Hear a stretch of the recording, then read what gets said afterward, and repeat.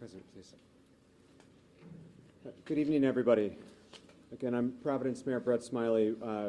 We're here to provide an update on the ongoing investigation from this afternoon's horrific attack and terrible act of violence in our community. In just a moment, we'll hear from our governor, Governor Dan McKee, and from Brown University President Chris Paxson. Then there are other officials, including and especially law enforcement officials who are here and able to answer questions. But the three of us will be the only formal speakers, and then we'll take all of your questions and continue to try to be as transparent as possible. As I mentioned at the earlier update, this is an evolving situation, and there are details that are subject to change, and so we want to continue to recognize that we're not done yet, and so we will continue to update, and please bear with us if we learn more or if there are additional details. One of the new details that I'm sorry to have to share is that there is one additional victim of today. So now there are 9 injured individuals. There was one additional victim who had left the scene. It was not a gunshot wound. The individual learned that they had received fragments from the shooting that had occurred near them, and so they have non-life-threatening injuries, but is now the 9th victim who is is expected to have a full recovery.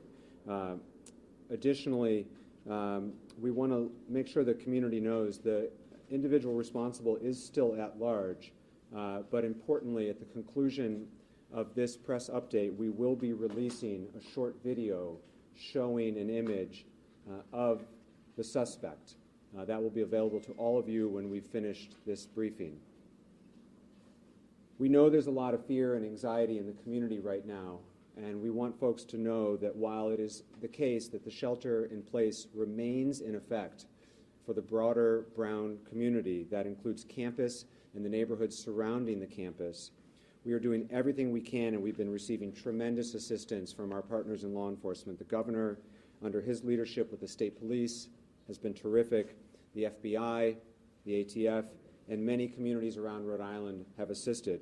There are over 400 officers currently in the area assisting with both the investigation and to ensure the safety of the Providence community.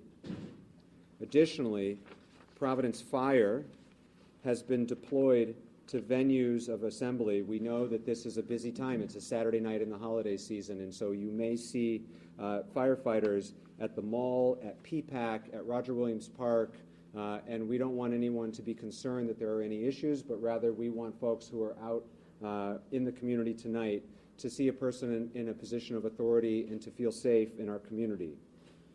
We have no reason to believe that there are any additional threats at this time. Any calls that have been received in the last several hours to 911 have been unrelated, and there have been no additional calls for service or calls of anything related to this incident. The video that will be released is from that building where the shooting occurred, which is the Barrison Holly building, looking towards Hope Street. And as I mentioned, that will be shared as soon as we conclude. We are still encouraging, as we did earlier, for anyone who thinks that they might have information relevant to the investigation to call the police, the Providence Police non-emergency line, which is 401-272-3121, 401-272-3121. Of course, you can also call 911, but if you have information that you think might be able to assist in our investigation, please give us a call. At this time, I'd like to turn the mic over to our Governor, Dan McKee, who's been in touch with federal, state partners and has been a tremendous assistance to us here in Providence throughout the evening. Governor? Okay, Mayor, and thank you for your leadership and all your entire team. And our job right now is to support your team, and we're doing just that. All our state resources are available, not only to the mayor, but also Brown University, which our hearts go out to Brown University. I have had calls along with the mayor with the FBI director, Patel, who's offered assistance to us as well, a direct assistance.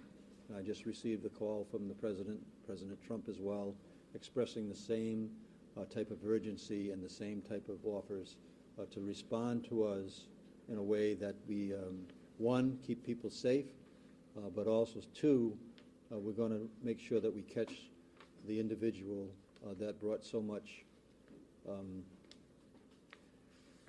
suffering to so many people.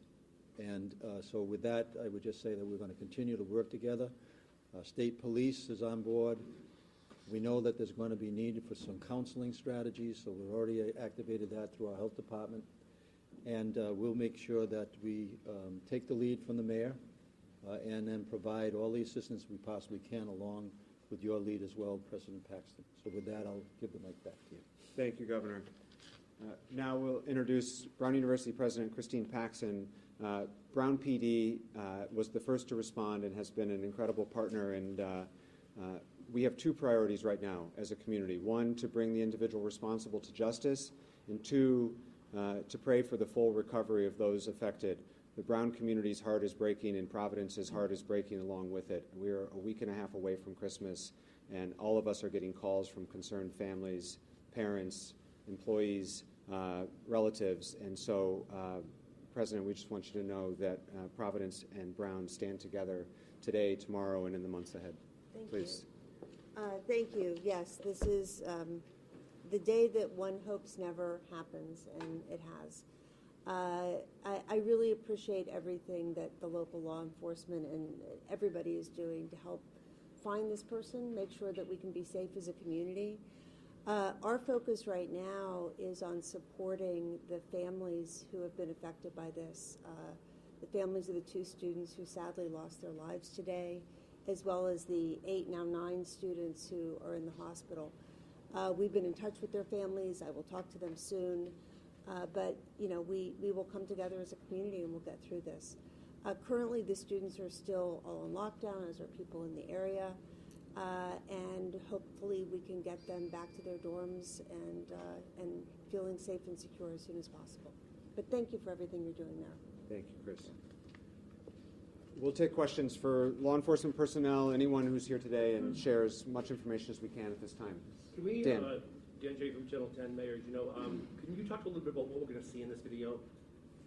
Or can Commander? Chief Oates? We're going to ask Commander O'Hara to answer that question. Sure. What you're going to see is a video from the building where this incident took place, 184 Hope Street. It's of who we believe is the suspect, leaving that area, walking on Hope Street, and taking a right on Waterman towards the water. He's going to be wearing dark clothing. You're not going to be able to see his face. Dark gray or black clothing. And some of the witnesses have also told us that he may have been wearing a camouflage gray mask. That is unconfirmed. But if anybody should recognize this person in any way, seen him earlier, recognize his gait, obviously we want to know about that as soon as possible. You had said, or somebody had said, and I want to make sure we're correct in reporting this, that he may have walked out of a building. And I'm wondering, how did he get access to the building, and is there video from inside the building? That I don't have the answer if there's video inside that building that depicts him. There is video inside that building. However, I haven't seen him on video inside that building. And he did walk out of the building. So can you explain that to me, in all of us? So he was in the building, but we don't have video of him in the building. We haven't recognized him in the video yet. We do see some video from inside the building of a commotion. Clearly students are running.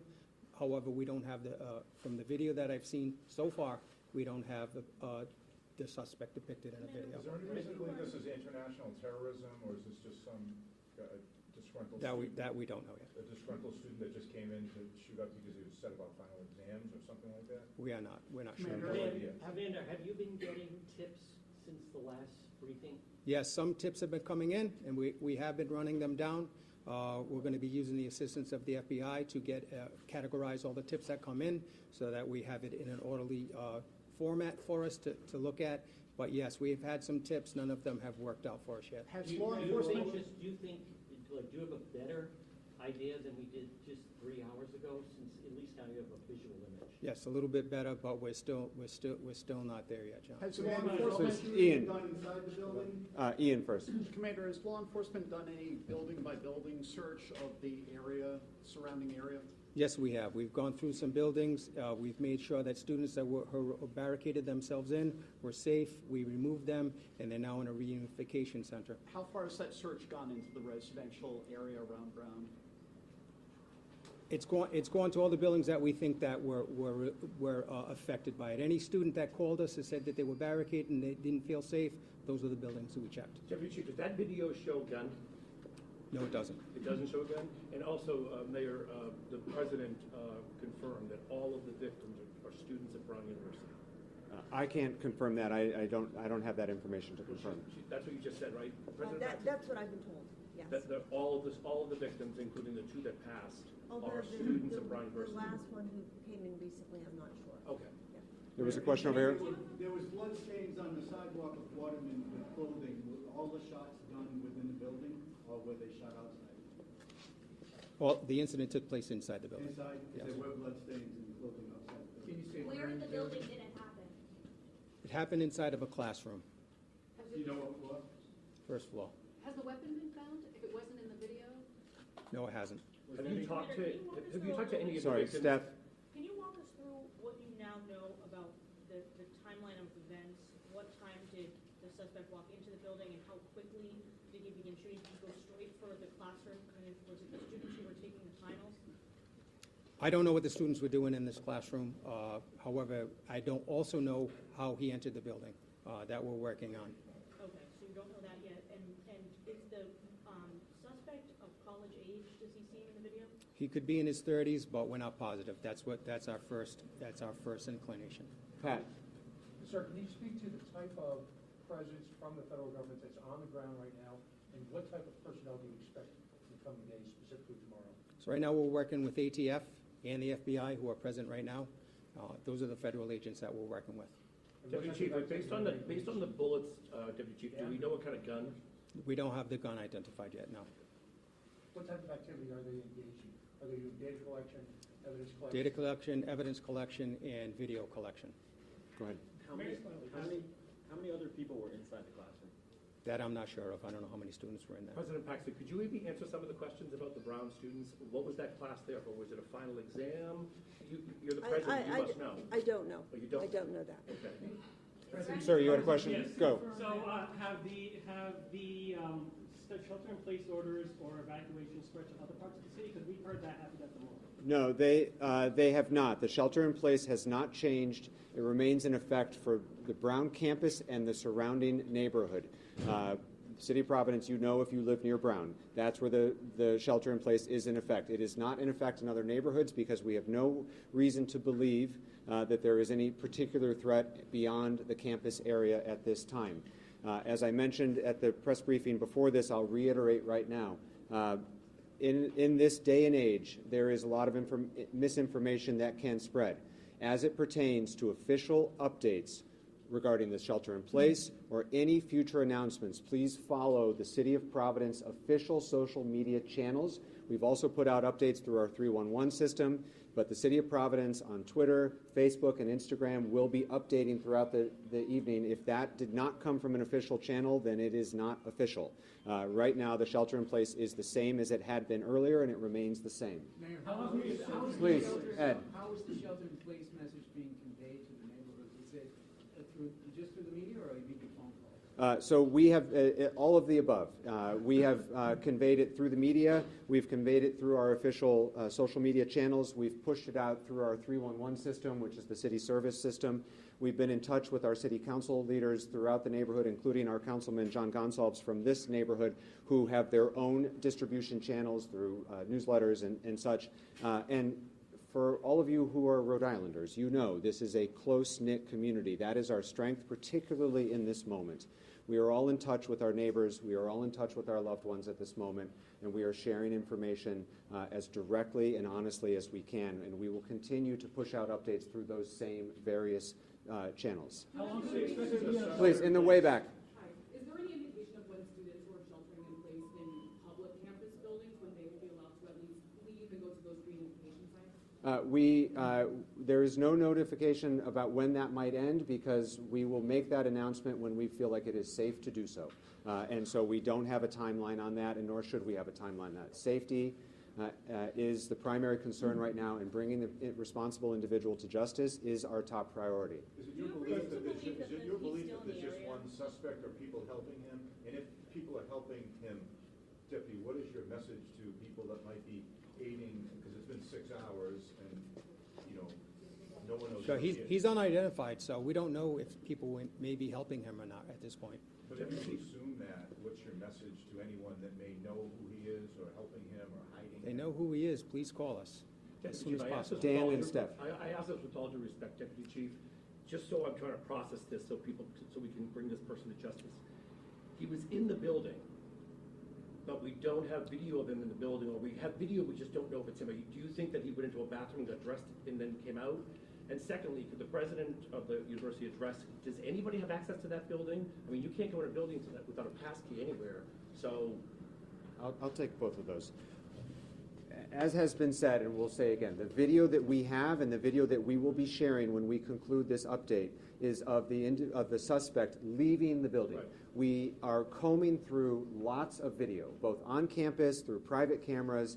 Providence Police, with the great assistance from our federal partners and others, is combing through any video we can find. And again, to the community, if you have some of those Ring cameras or other video that you think might be relevant, please call us and share it with us. We do not at this time have video that we have seen of the individual coming into the building or moving throughout the building, but that doesn't mean that we will not discover it. We are actively working this investigation as we speak. It has been a priority for us to give updates when we have them. That's why we're here right now. When we have more information, we will share it. As was reported at the earlier press conference from the provost, because there were exams taking place, the outer doors of the building were unlocked. There were sure to be doors inside the building that were locked and that require badge access, but the outer doors were unlocked because it was 4 o'clock while exams were taking place. That was reported earlier. That remains true now. Please, Steph. Do you have any reason to believe that the shooter is still in the area? We don't know. President Paxson, could you talk directly to the students? They've been on lockdown. What about meals? What if someone has a medical emergency? Right. If you could talk directly to the students right now that President, if you could walk behind the stand. that have been in I mean, I know the students are anxious, and I know they're in very constant communication with loved ones and parents through social media and on their phones. If we hear that students need support, if they have a medical issue or something like that, we will address it. Our major priority right now is for their safety. President Paxson, could you confirm that several of the victims were on the women's lacrosse team? I cannot confirm that. President, how are you doing tonight? You processing all this? Yeah, it's hard to process. I was on a plane to D.C. when it happened and flew right back, and I'm catching up right now. President, with all due respect, 6 hours after the shooting, and you said you don't know what was going on in that classroom, how does that happen? Were they taking an exam? Were they meeting for a club? I don't know. 6 hours later, you're the president, and you don't know. I do not know. Mayor, do That's they kind of have any concerning. showcasings as evidence and as a result of any determinations they made about the style of weapon? Yes, there's shell casings, but we're not going to release any specific information about that type of evidence. As more time goes by, do you think that without having the identity of the suspect, do you think that aids in his ability to get further away from law enforcement? As I mentioned, we've got over 400 officers on the ground right now. Every minute matters. We know every minute matters. And other than the people you see standing behind you, everyone else right now is out on the streets working hard to bring this individual to justice and to bring some confidence and safety and security to our residents. And that's what all the people who should be doing that are focused on. We will continue to provide updates as they are available. We will continue to do regular briefings. Please stay informed to our press list. If you are not on our press list, please let us know. You can find any of the individuals back there who can sign you up for the press list. That's all the updates we have for this time. We will share the video that was referred to several times to that same list. So if you need to be on the email list, you can see Josh here, or a couple other staff people in the back. Thank you. Those are our updates for now. That's all the time we have, and we will be back here when we have more to share. We will continue to do regular updates. Thank you.